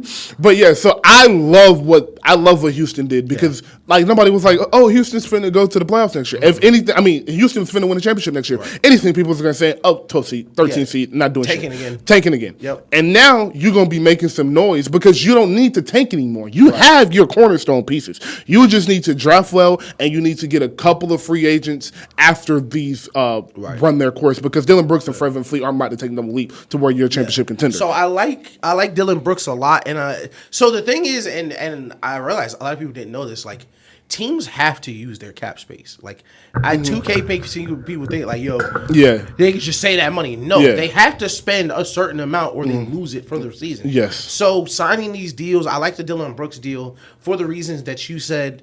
They have their guys. They have the stars. I like Amon Thompson, point guard, a lot. I think he's a perfect personality fit at point guard, which is very important, especially on a team like this with so many people trying to get their own already. Jabari Smith's a great stretch big. Jalen Green's a great scorer, and I think this will allow him to do that. Stop playing point guard because he is not a point guard. No.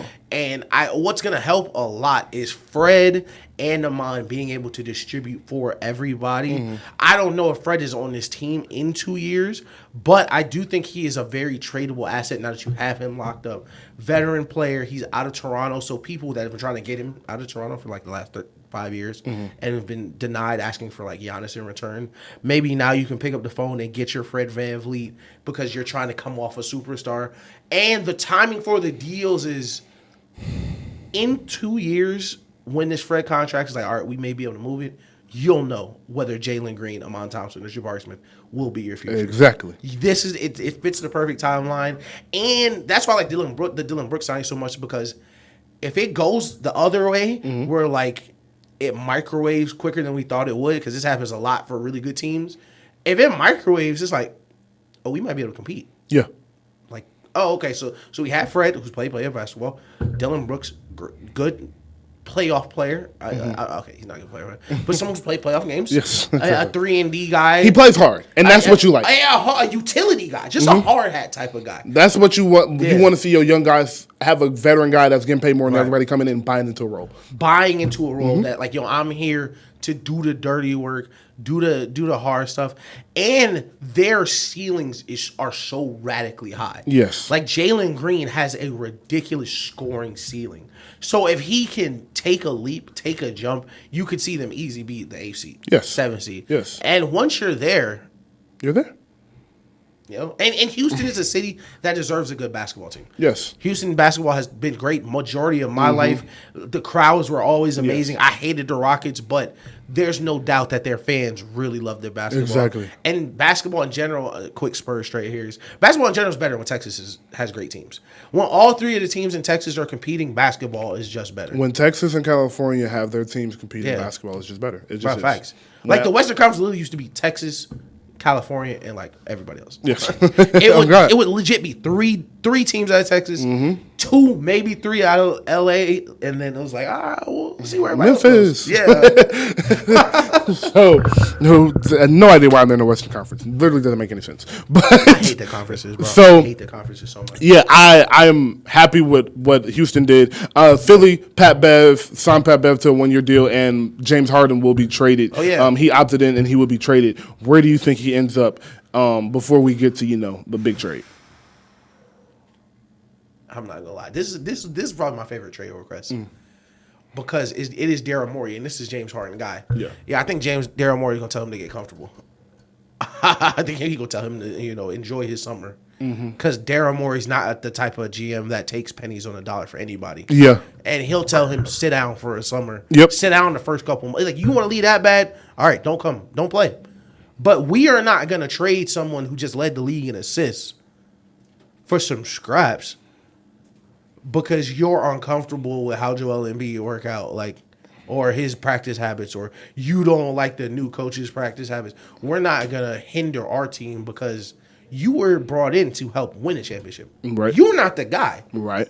This is Embiid's team. We're not gonna reboot Embiid's team because you're unhappy. Right. So until a deal presents itself, we're like, okay, this will help us stay on track. It's still in our timeline. It'll help us win this championship. Hope you wash your shoes. Yep. Because you're under contract. Yep. And if you don't want to play, good luck getting another contract at 34. Yep. After you just quit on the team. Good luck. Yep. Your second team in a row. Oh, and Harden officially takes the crown as the most trade demanded player ever. He holds the crown. So I agree with you, bro. I think this is a situation where you ain't going to look up next week and see James Harden been traded. Nope. I think because now that he's opted in, whoever trades from him owes him $36 million. Yeah. So, and he needs a new deal. Yes.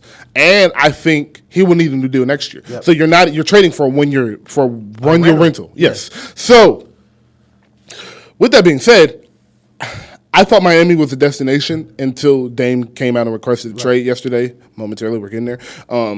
I think he is either in Philly next year or You want to say it? I'll say it. I'll say it. He retired. I'll say it. He'll sit down. Harden. Yeah. I mean, what is Harden really playing for? What are you playing? How bad does he want to win? My thing is, what's so frustrating, especially about Harden, because he was so good, is what else do you need, bro? What else do you need? You came in, you were in the finals because you played great. Sent my team home. Sent the Spurs to the crib. Westbrook and KD, that was not their series. That was James Harden coming out party. Yes. Frying us, cooking our face off. Yes. And you got to the finals and melted with KD and Westbrook playing amazing. Yes. Then you leave, you got your own team. Maybe you need your own team. Dwight Howard on your team, crazy guy. You got benched and had to have Josh Smith save you. Then y'all lost that series. Then it was like, maybe I need another dynamic scorer. Westbrook in the bubble. Westbrook played great in the bubble. Lost. Maybe I need more help distributing. All right, Chris Paul. Maybe I need a real dominant big. You got to Philly. He won the MVP. No matter what we're going to say about Joel Embiid, we can't say he got to Philly and this was a bad season for him. We can't say he failed. He won the MVP this year. Like, if from James Harden perspective, like, who else are you going to go play with? You play with KD and quit on him. KD got hurt and you demanded a trade. Like, what else do you need, bro? So, the only, but I agree, bro. Like, the only trades like really out there for him is maybe a PG swap, and that is Paul George, not point guard. Paul George. Yeah. Maybe Darius Garland, depending on how Cleveland's feeling. I think that would be stupid, but I heard maybe that they'll be trading for him. And then I saw right after that they're not. Yeah, they're not. So I'm assuming that's a no. I'm just throwing the name out there. That was just some NBA Central stuff. Okay. And then Minnesota maybe want to get rid of Cat, and maybe they'll entertain Cat and as a two big man. I don't know, but I'm just throwing names. I'm just throwing names, like, because I don't really know. Imagine getting Cat and Embiid for Giannis to still run HB dive. Like, just go right down the middle. Oh God! So right down the chest, right through their chest. Yeah. So those are really, because I'm saying all these teams because I don't think he gets traded to anybody that's not a contender. Yeah. So because if you're not a contender, why do you want him? Yeah. If I'm not a contender, I either have young players I want to shoot, or he's too good for me to tank with. Yes. If he was trash and he wanted out, cool. Maybe we sign James Harden. Let you shoot 40 shots a night and we tank. He just led the league in assists. You're gonna be a good team at least. Yes. That's what's so frustrating. Yes. Is you're so good. For the first time in James Harden's career, he had 2 30-point playoff games in one series last season. He demanded a trade. If Doc's the problem, Doc left. You're running. It's so far. It's really interesting to me that he wants a trade. I'm not gonna lie because what is he like? Like, how are you going to get, like, where is a better situation? Where else can you go? Because, all right, let's go through the contenders. Golden State, not happening. LA, the Lakers, not happening. Dallas, not happening. Milwaukee, not happening. Who else am I? Boston, not happening. Miami, not happening. So Spurs, not happening. Spurs, not happening. So that's 17. Sacramento, throw them in. 8. That's 8 teams that could win the championship next year. That don't want them. That don't want you. So those are the contenders. So now you're looking at Cleveland and you're looking at the Clippers. Mm-hmm. I'll be honest. Fuck it, we're here. Final Clippers. I'm really, really, really thinking about this. Yeah. Because I got Russ. And I got Russ on a cheap ass deal. Yeah, Russ 2 year $8 million. Yeah, Bronny making more than Russ. I saw you tweet that, and that shit was really funny. That's not hyperbole. That's not hyperbole, and that's no disrespect to Russ. It's just more so. Shout out to Bronny. Yeah, like, shout out to Bronny. Bronny making $6 million a year. Russ has made like $700 million. I promise, there's no disrespect. It's definitely no slight to Mr. Supermax. But so I'm looking at Clippers, and this is what I'm thinking. Oh, yeah. So I'm looking at the Clippers, and I'm thinking, hey, man, what has been their one issue, besides injury, of course, right? But their one issue has been we can't find a point guard to run this offense because Kawhi's not a point guard. Kawhi's not LeBron. He's not KD. He's not that. PG is not a point guard either. He is a scorer, and he can be dominant and have a 27, 8, and 8 game, but you're not going to win consistently with him doing that because that's not his strong suit. Yeah. All right, so now you're going to bring in Russ to run the offense. Mm-hmm. I'm a big Russ guy. Right. But, like, 82 games. Where has Russ-led offenses gotten you? 82 games and playoffs of Russ offense. Like, and that's with Ty Lue coaching. I'm big on Russ. Yeah. But let's be honest about Russ. Where he is in his career, he's 33. He is who he is. Much better in a different role. Yes, he has been phenomenal in his role. He came and started his role last year, got a new contract, and I think he's going to close his career as a Clipper. And he will be in LA happy, and I think he will serve a great purpose, and I think he'll have a great season next year. I see him averaging 14, 8, and 9, a very valuable player to that team. But do you want him running your offense every single game? Right. I don't think so. No. Now you're asking, well, who is consistently hurt and how are the injuries happening? Because now we're nitpicking everything because we're trying to make sure this is a good idea. Well, Kawhi has had major injuries happen to him. His knee really gave out on him. Have you seen that picture? Bro, that was really sad. That kind of hurt me. Like I was like, damn. Like you see, like just the work they put in, like how they break down the body, the scars. Like so, Kawhi is. Oh, these are freak injuries. So if he could just like stop having freak injuries, he's okay. And now he's working out the offseason. He's ready to go by training camp. That report has come out. But PG. For the past, since he was in OKC, it's been my shoulder. Soft tissue injuries. Every shoulder, ligament, here. Soft tissue injuries that just happen in the flow of a basketball game. Mm-hmm. So, if you make this trade and you're already banking on Kawhi being healthy because you're paying him $50 million.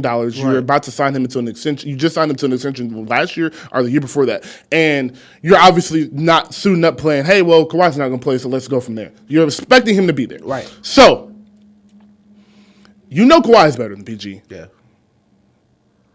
You know Kawhi with the point guard is deadly. And something that has been hurting you because you haven't had that. So why not just say, all right, maybe this is run its course.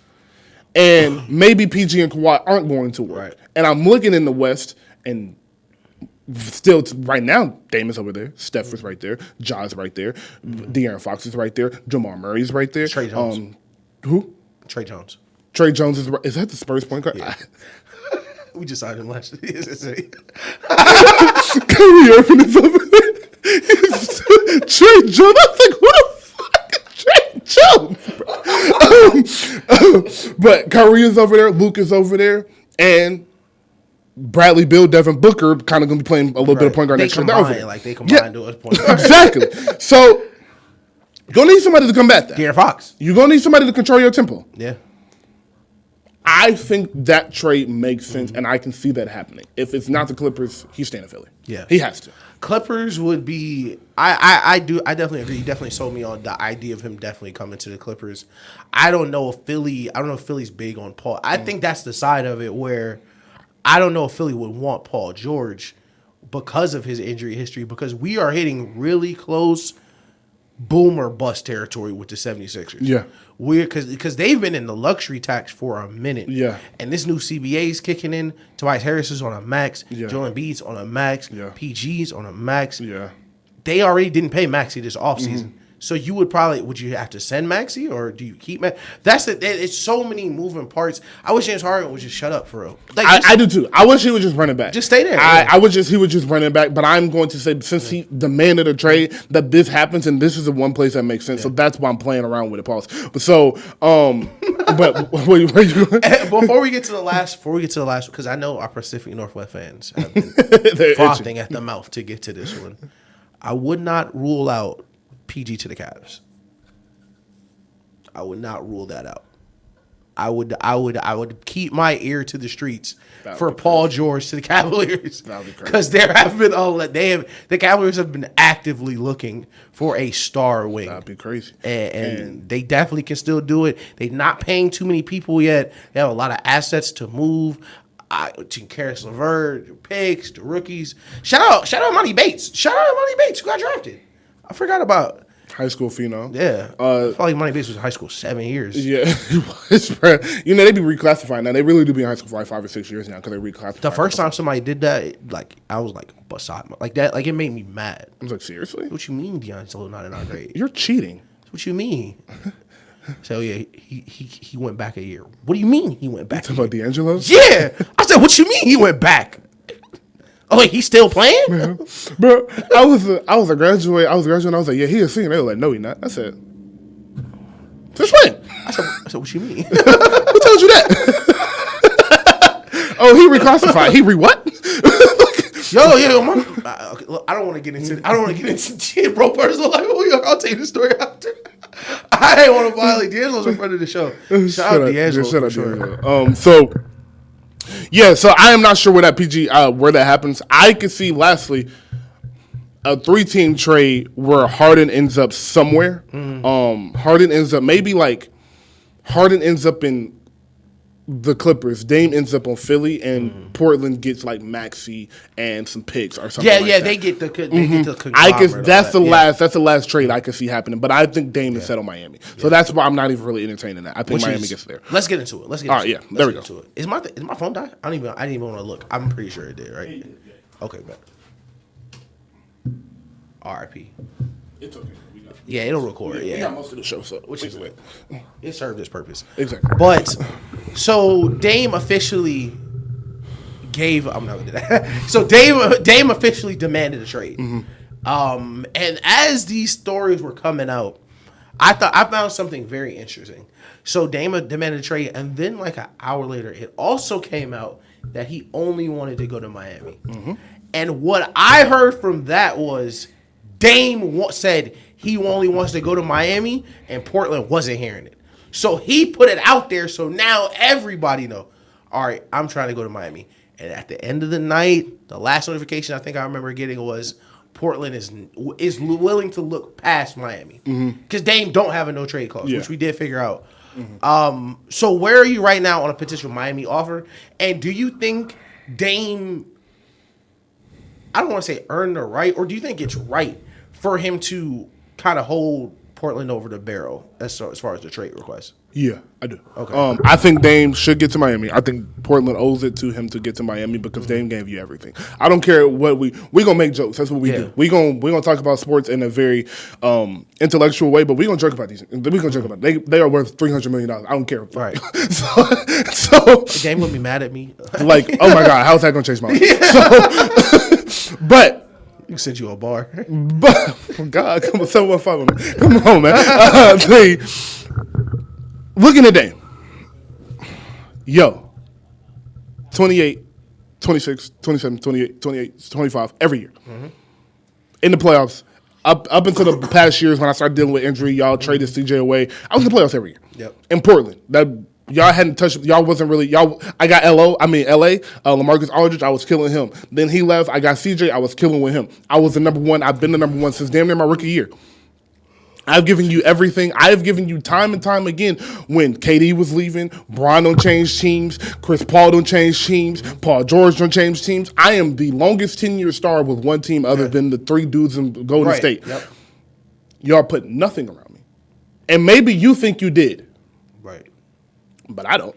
And I have the right to think that. Yeah, for sure. I'm Damian Lillard. Yeah. We speak about Dame not being able to be the number one option on this on a championship team. But Damian Lillard should think he is. Oh, yeah, we always end it there. Like, hey, we're telling you this because of what we've seen. But if I had that ability, facts, I'm a number one option. You're an NBA All-Star. You should feel that minimum that I can win a championship. Come on. And even more to that point, they've never brought nobody in the gym that I thought was better than me. Like, not even close. Yeah. Like, it hasn't even been somebody that's like, oh, I might be the 1A to him so much. Yeah. It's never been that. It's always been me. $160 million. So, shout out Jeremy Grant. Never made an All-Star team. Never made an All-NBA. Shout out Rich Paul. Shout out Rich Paul. So, shout out Adele. Shout out Adele. So, real shout out. Fucking shout out Miley Cyrus, too. Shout out to the pop girlies. Yeah, shout out Miley Cyrus, dude. Yeah, so if I'm Dame, I'm like, I gave you everything. Mm-hmm. I am the best player in your franchise history. I've given you some great moments. I've given back to charity. I've done everything for the city. I've stayed loyal to you. I haven't come out and requested a trade and been like, I need to get out of here. Like, I've respected y'all in the media and everything. So I think they owe it to him to be like, all right, we'll get you to where you want to go. Right. That's truly how I feel. But I do think Dame needs to be realistic and be like, yo, I mean, but you still should want them to build for the future. Right. Because they did give you a lot of money. They paid you a lot of dollars. Mm-hmm. So give him at least 2 teams. I think Philly should be his second option. Yeah. I don't think he should go to Brooklyn. I saw Brooklyn on there. I think that's stupid. Extremely stupid. I think it depends who they give up. I will say that. I don't, because I think you're in the same position. But this is why I say keep an ear out for Brooklyn for real.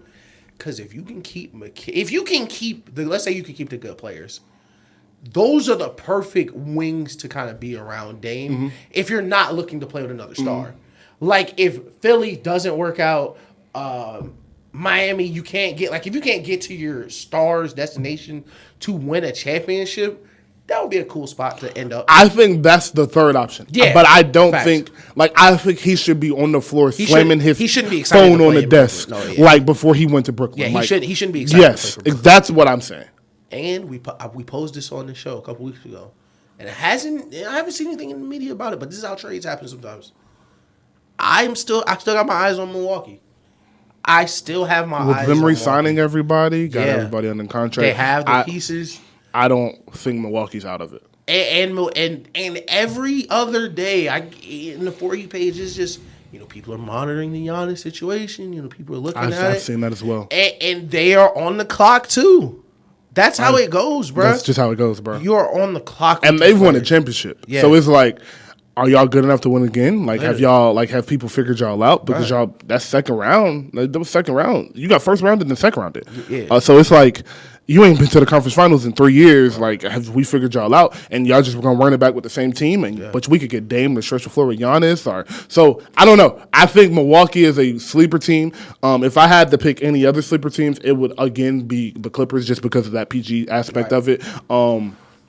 So our 3-team trade, I saw the Knicks, but I think that was just because they're the Knicks and they just get thrown in everything. But I want him in Miami. I said that last show. I want him in Miami. I think he deserves to be in Miami because Miami gives him the opportunity to be a 1A or 1B every given night.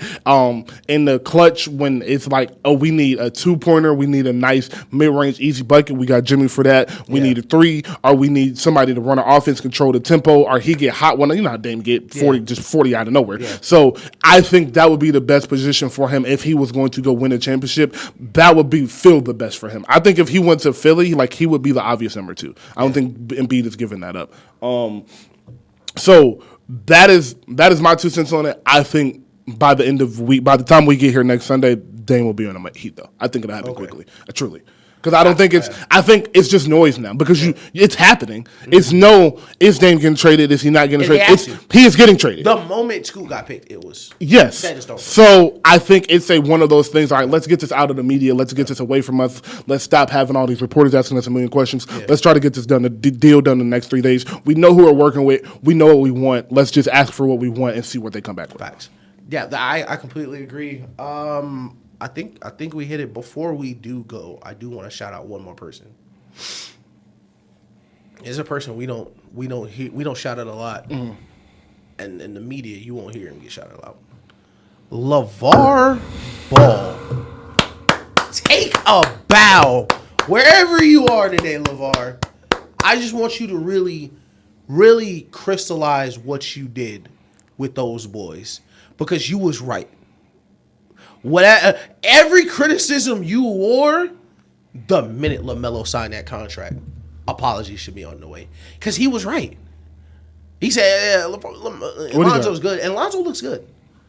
There is hope he's going to come back. I saw pictures of him. Let's say he might play in training league. Summer league. No, that was fake.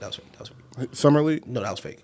Damn. I was hoping he did because just But I would love for him to play in summer league. I thought that was serious. Yeah, it's just get to it. Get moved. Because the mental aspect of my knee been fucked up. Bro, yeah. But he always said, that last one. He did. He said that last one right there. That boy special. He said that's going to be the best one. Easy. That's going to be the best one. And bro, yo, he's 1,000% right. Supermax at what was LaMelo? 23, 24? I don't even know. LaMelo no, he can't be because he's 20. He's 21, I think, bro. Bro, yeah, he didn't go to college, young, bro. He's super young, and for he's 21. Yeah, he's 21. He's 21, bro. I was about to say because Lonzo is our age. Yeah. We graduated with Lonzo. Facts. So I was like, and they're not 2 years apart. Right. So yeah, I was like, bro, damn, that's crazy, bro. We did the math 6-7 months ago on how these supermaxes are moving, bro. LaMelo's gonna make $1 billion on court if he plays a full healthy career. If he plays a full healthy career, if he gets 4 supermax, yeah. So this is his first one. He would need 3 more contracts. That's about 12, 15 more years of play time, and that would be like a 17, 18-year career, and that would be $1 billion on court earnings.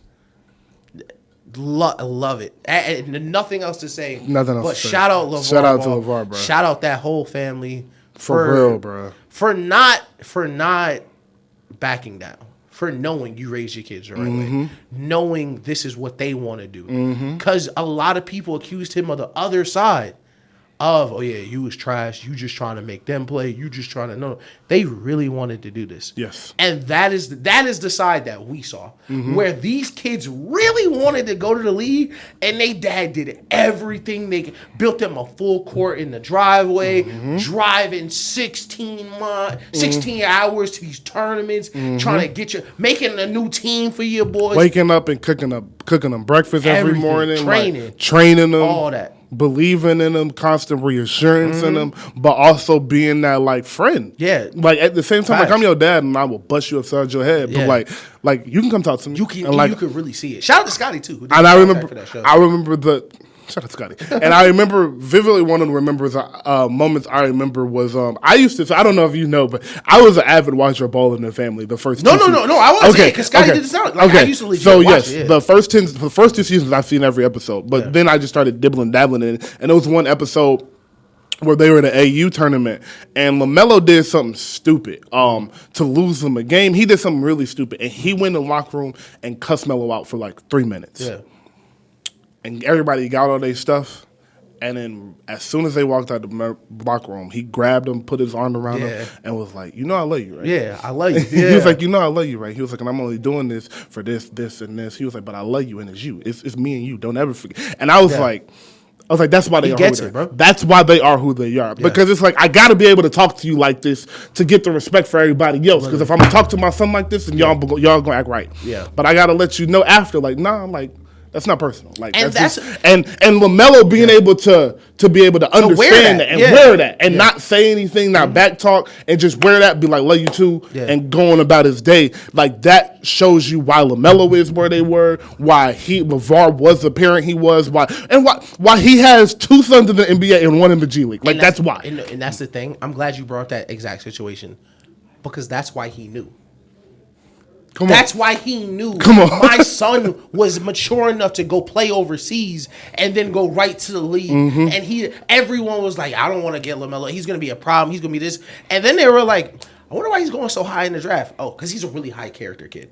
Because he really knows basketball. And he's been training his entire life. That's why I hate when they give there was an argument like, should they pick Scoot or should they pick LaMelo? Like, LaMelo played losing basketball. Let's slow down.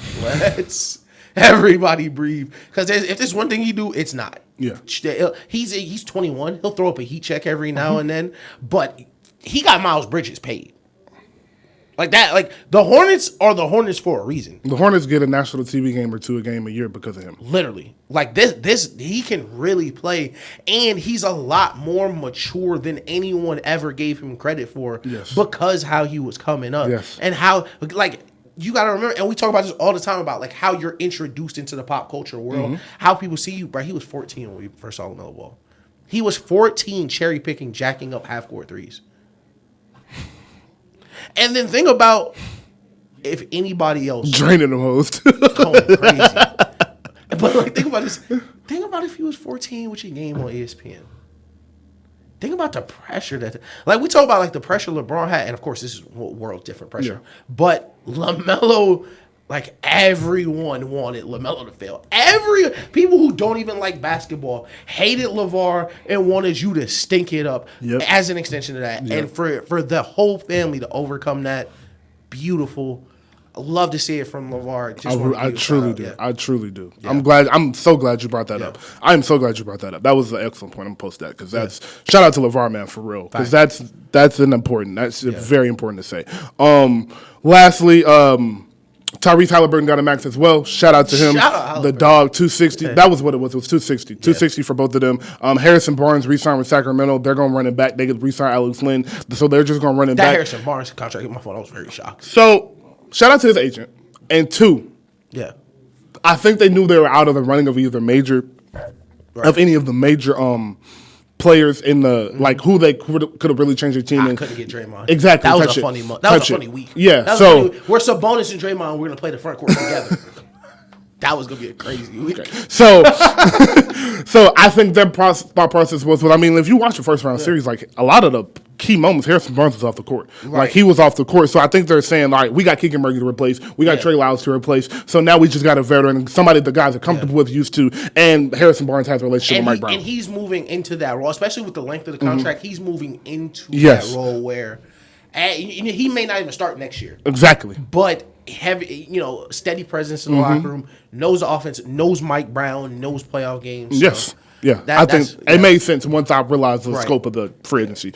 Bruce Brown to Indiana got paid, got $20 million a year. Shout out to Bruce Brown, man. I love seeing players that just came out of nowhere and got a bag for real, changed their life forever. Bruce Brown was playing big man for Kevin Durant in Brooklyn on a minimum 2 years ago. And now he got They had him roll into the cup versus Embiid, bro. Floater. They had him roll into the cup, way to get your money, bro. 20 M's, bro. Russ resigns, like I said. Kyle Kuzma didn't get a match, but I think he got a 125 or something like that. So he got a bag. Him and Jordan Poole gonna sit watching TV. Washington's gonna be fun to watch.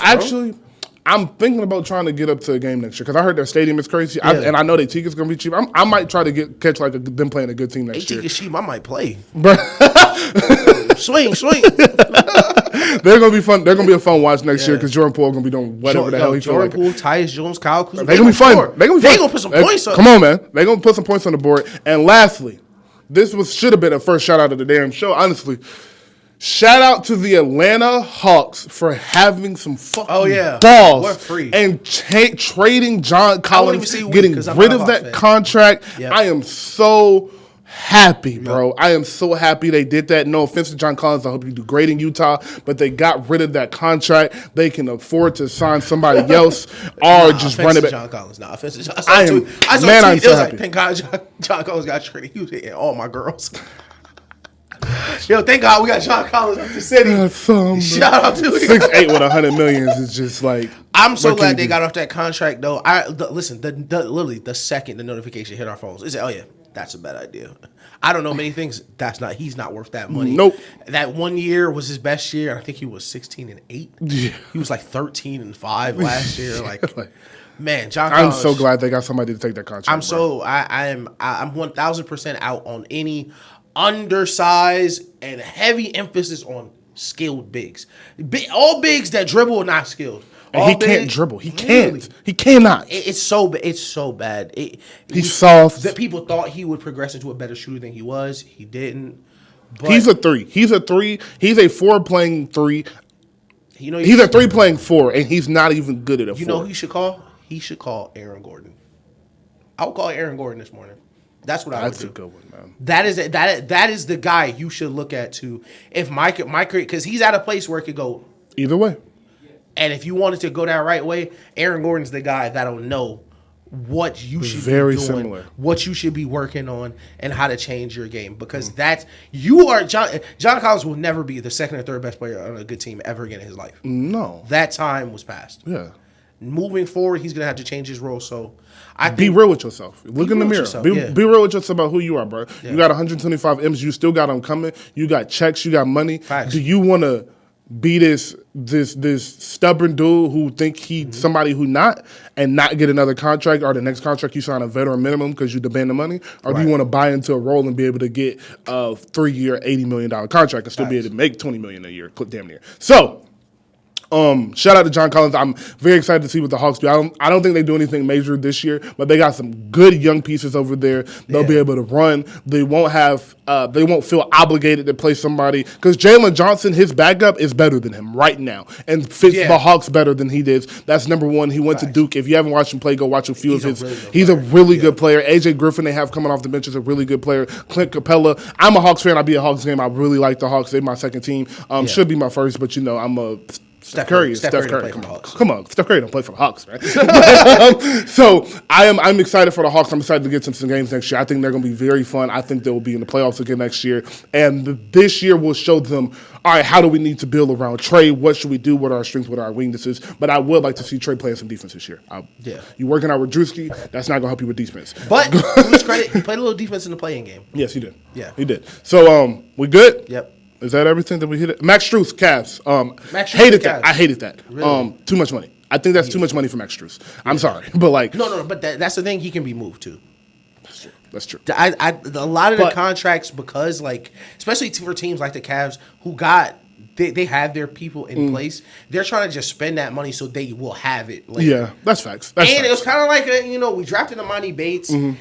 If Imani's great, we can put bro on the bench. Yes. If he's not great, Max can kind of veteran him. I was undrafted. He can kind of throw him under the wing, But I will say, it was the right player, right? Not the name, just the ability, the type of player. Yeah, type of player. That's exactly what you needed. You needed some scoring off the bench. You needed a shooter. Right. You needed a veteran. You got all three of those things in one. He's been great the past few years in Miami. He's been great in his role in Miami, other than the finals, and that scares me. But who cares right now? No, I 1,000% agree. I 1,000% agree. But and they needed a hard hat type of guy over there. Somebody that's going to play defense. Yeah, because they got punked by the Knicks. Yes. No doubt about it. No way to shake it. Mm-hmm. They got punked by the Knicks. So 100%. I was surprised they didn't go after Dylan Brooks, but I don't think it makes sense for them brand-wise. Nah, and he's a starter, unfortunately. Last thing. Who starts for Houston? I think Amon and Fred. I think they'll go Fred, Amon, Jalen, Jabari, Şengün. So you think Dylan is coming off the bench? Maybe. Because Amon has to start. I kind of feel that way too. Jalen has to start. You just pay Fred, unless you go small ball. Oh, hey, listen. If Şengün is 7 feet, they can go Şengün. No. Jabari. I don't know. That's interesting. That's very interesting. Who starts over there? I think that's a situation. Crazy. Yeah, they got some players over there. They got some players. I think my hot take this year would be the Rockets get the A seed. That would be my hot take of the year. One of them. I would say they get the A seed, and I think we're gonna get an interesting MVP this year. That's what I'll say. I don't really have a name right now, but I think the MVP won't be Embiid, Giannis, or Jokic. I think I know who's gonna be. Who? De'Aaron Fox. That's a great name. I think they'll be the first seed next year. No cap. I think they'll be the first seed next year. That's a great name. And I think he's going to lead the league in clutch points again, but I think his numbers will be a little better. And they were great this year. They was at 25, 26 this year. So I think if he jumped 29 and 7, De'Aaron Fox is, I like that. I was thinking Donovan Mitchell. I think, I don't want to say he's on the Steph path, but the timeline of them copying the Warriors, he's on we just lost to a championship team. We saw how really good we can be. I think De'Aaron Fox is the name to watch, man. I'm not gonna cap. That was a great one, De'Aaron Fox, because I think the old guys are out of here. So it'll be De'Aaron Fox, Giannis. They're not gonna play enough games too. Right, that's a good point. Yeah. All right. But I think that's it. Episode 40. Episode 40 in the books. We're going to wrap it up. It's 1,000,000 degrees in here. It's about Dame time. It's about Dame time. That's hard. It should be out. This is July 4th weekend. Love to see y'all guys. Please be safe. Go ahead. I was about to say, I'm going to try to get it posted today, but it don't matter. So that's why I stopped. Shout out to the Twins. Shout out to the radio audience. Shout out to everybody. Drink some water. Enjoy your July 4th weekend. Please be safe. If you're using fireworks, please use safe fireworks. Oh, my God, yes. Please. If you're using fireworks in a residential neighborhood, please do not shoot them over anybody's houses. Yes. Please don't do anything that could cause yourself or other people harm. Yes. And please know the difference between fireworks and gunshots. That's very important this weekend. Please, like you said, please be safe. We love y'all. Thank y'all for listening. Like, subscribe, comment. Fireworks by my house? No, I don't know the difference. They are the same to me. I'm gonna come outside. Like, subscribe, share, comment, tell a friend. We love y'all, and we will see y'all either Thursday or Sunday, depending on what happens this week. See you later, twins.